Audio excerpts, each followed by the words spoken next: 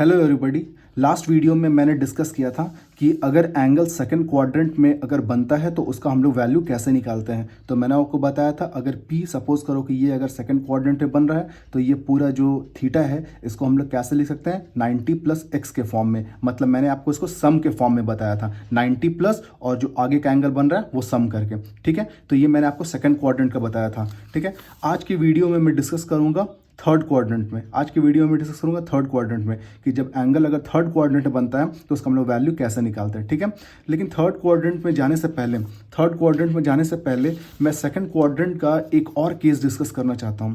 जैसे यहाँ पे आप देख सकते हो कि ये मैंने सेकंड क्वाड्रेंट को सम के फॉर्म में लिखा था। अब सेकंड क्वाड्रेंट को हम लोग डिफरेंस के फॉर्म में भी लिख सकते हैं। जैसे फॉर एग्जाम्पल आप देखो यहाँ पे आज मैं बताने वाला हूँ पहले फॉर सेकंड क्वाड्रेंट डिफरेंस। जैसे आप देखो लास्ट वाले वीडियो में मैंने बताया था सम में अगर ये एंगल सपोज करो यहाँ बना रहा है थीटा, तो इसमें थीटा को मैं क्या लिख सकता हूँ पाई प्लस एक्स के फॉर्म में, जो मैंने आपको लास्ट वाले वीडियो में मैंने आपको बताया था कि प्लस वाले फॉर्मेट में 90 प्लस एक्स के फॉर्मेट में उसको कैसे उसका वैल्यू निकालते हैं। ठीक है, तो अभी अगर इस एक थीटा का वैल्यू मुझे निकालना है डिफरेंस में तो मैं इसको कैसे ले सकता हूँ। ये पूरा कंप्लीट एंगल जो होता है ये होता है 180 डिग्री और रेडियन में इसको बोलते हैं हम लोग पाई। तो अगर ये पूरा एंगल मतलब 180 डिग्री में ये जो बचा हुआ पार्ट है इसको मैं ले रहा हूँ as a Y degree. Okay, तो अगर पूरा एंगल में 180 में अगर वाई को सब्ट्रैक्ट करूंगा तो ये थीटा आ जाएगा। तो इसका मतलब अगर मुझे साइन थीटा निकालना है तो साइन थीटा को अगर मैं डिफरेंस फॉर्म में निकालना चाहता हूँ, सम में तो ऑलरेडी बता दिया था, सम मतलब 90 प्लस एक्स के फॉर्म में।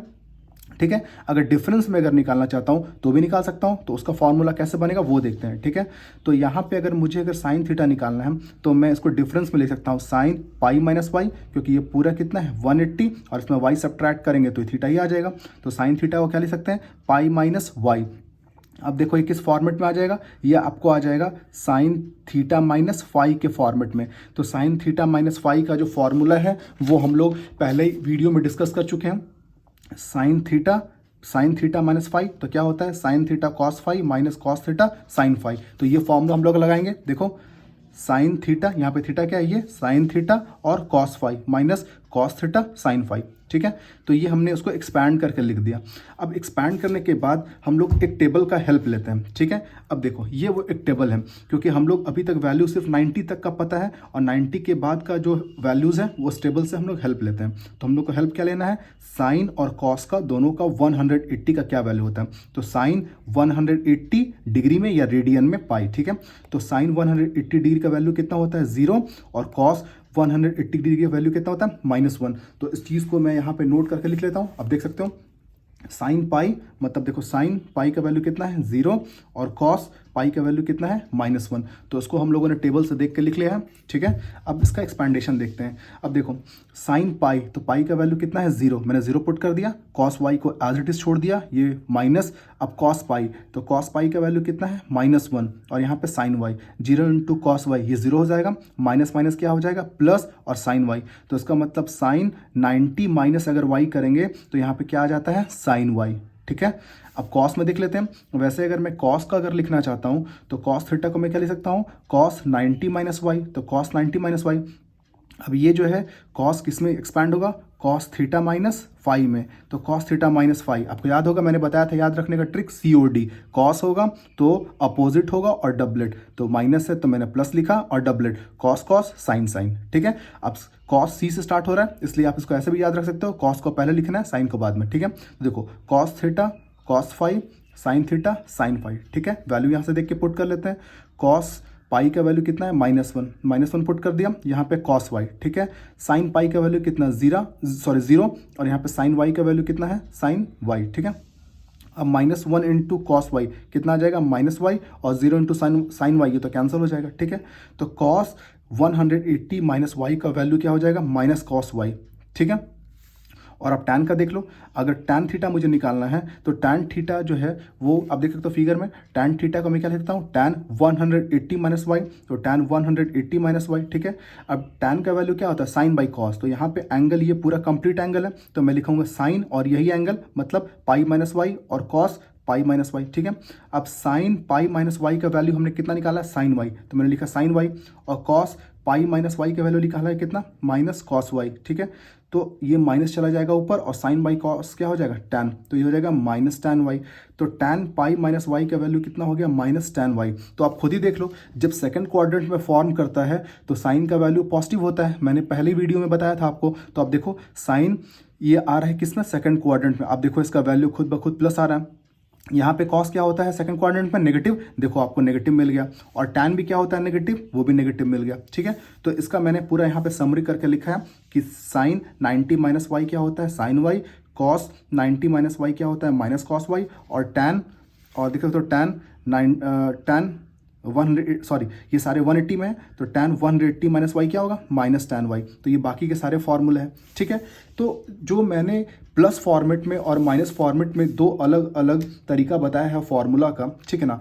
अगर आप किसी भी तरीके से क्वेश्चन को सॉल्व करते हो तो फाइनल आंसर में कोई भी चेंजेस नहीं आता है, क्योंकि आपको पता है मैथमेटिक्स में बहुत अलग अलग मेथड्स होते हैं क्वेश्चन को सॉल्व करने का। ठीक है, आप कोई भी मेथड को फॉलो करो, अगर वो मेथड करेक्ट होगा तो आंसर आपको बिल्कुल जो आंसर है वही आएगा। ठीक है, अब मैं एक क्वेश्चन को सॉल्व करके दिखाता हूँ दोनों मेथड से। ठीक है, सपोज करो कि मैं यहाँ पे एक क्वाड्रेंट बनाता हूँ, ये एंगल फॉर्म कर रहा है यहाँ पे P और ये बना रहा है 150 डिग्री।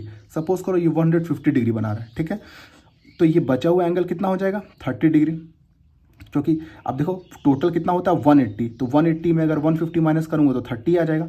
तो अगर मुझे ये जो एंगल जो ये बन रहा है, ये एंगल जो 150 बन रहा है, इसको अगर मैं लिखना चाहता हूँ तो इसको मैं साइन, अगर मैं साइन में निकालना चाहता हूँ तो मैं लिखूँगा साइन 150, और इसको मैं अगर प्लस के फॉर्म में लिखूँगा तो मैं लिखूँगा इसको साइन π/2 और प्लस ये जो बचा हुआ एंगल कितना हो जाएगा, क्योंकि 150 है तो यहाँ से यहाँ तो ये 90 है, तो बचा कितना ये 60, तो मैं इसको लिख सकता हूँ π/2 प्लस 60। अगर सम में, अगर मैं डिफरेंस में लिखना चाहूँगा तो मैं लिखूँगा साइन, इसको लिखूँगा पाई माइनस और यहाँ पे लिखूँगा 30 डिग्री। क्यों, क्योंकि अगर 180 में अगर आप 30 माइनस करोगे तभी तो 150 आएगा। तो 150 को मैं कैसे लिख सकता हूँ, बिल्कुल इस फॉर्मेट में। अब देखो साइन π/2 प्लस एक्स, तो साइन π/2 प्लस एक्स का जो फॉर्मूला है हमने लास्ट डे डिस्कस किया था। देखो साइन π/2 प्लस एक्स का वैल्यू क्या होता है कॉस एक्स, तो इसको मैं क्या लिख सकता हूँ कॉस एक्स, और एक्स क्या है एंगल, ये वाला पार्ट जो है एंगल ये 60। ठीक है, और अगर साइन 180 माइनस एक्स, तो साइन 180 माइनस एक्स को क्या लिख सकता हूँ साइन वाई, तो इसको मैं लिखूंगा साइन और वाई मतलब ये यहाँ पे x था और ये y है, तो आप क्या लिखोगे यहाँ पे 30। अब देखो cos 30 का वैल्यू कितना होता है, cos 30 का वैल्यू होता है 1/2 और sin 30 का वैल्यू भी क्या होता है 1/2।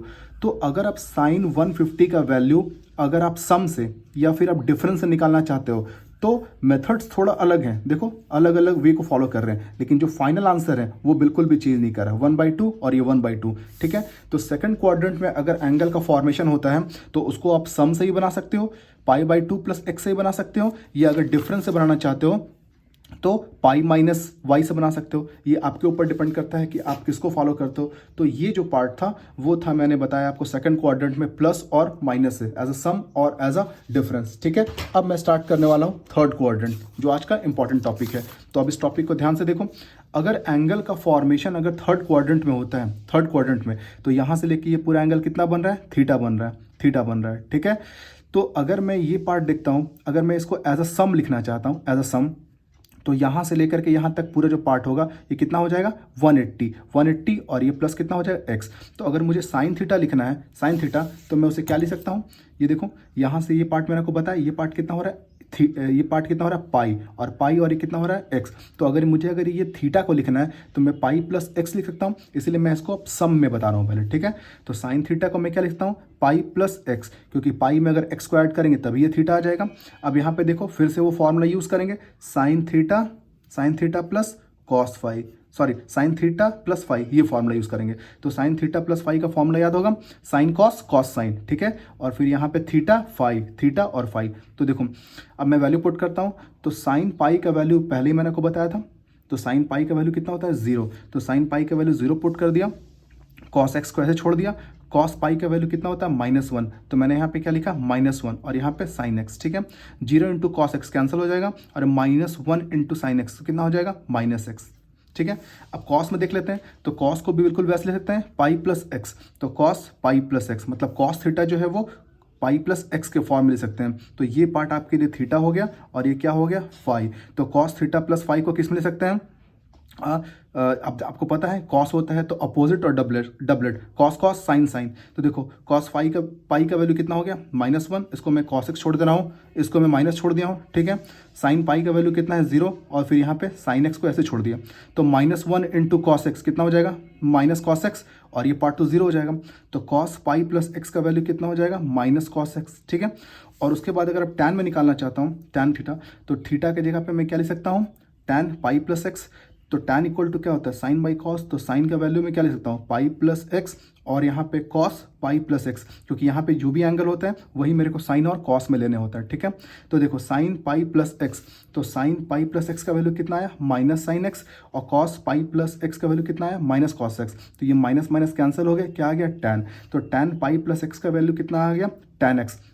तो आप देखो ये हम लोग कहाँ पे हैं, थर्ड क्वाड्रेंट में। और थर्ड क्वाड्रेंट मैंने पहले के वीडियो में बताया था कि सिर्फ और सिर्फ टैन पॉजिटिव होता है, टैन, बाकी के सारे वैल्यू नेगेटिव होते हैं। तो आप देखो साइन आपको नेगेटिव में आंसर आया है, कॉस आपको नेगेटिव में आंसर आया है, और टैन आपको पॉजिटिव में आंसर आया है। तो इसका मतलब साइन अगर नेगेटिव है तो कॉसेक भी नेगेटिव होगा, और कॉस अगर नेगेटिव है तो सेक नेगेटिव है, और अगर टैन अगर यहाँ पॉजिटिव है तो टैन अगर पॉजिटिव है तो कॉट पॉजिटिव होगा। तो थर्ड क्वाड्रेंट में सिर्फ टैन और कॉट पॉजिटिव होते हैं, और बाकी के और जो 4 फंक्शन होते हैं वो नेगेटिव होते हैं, ठीक है।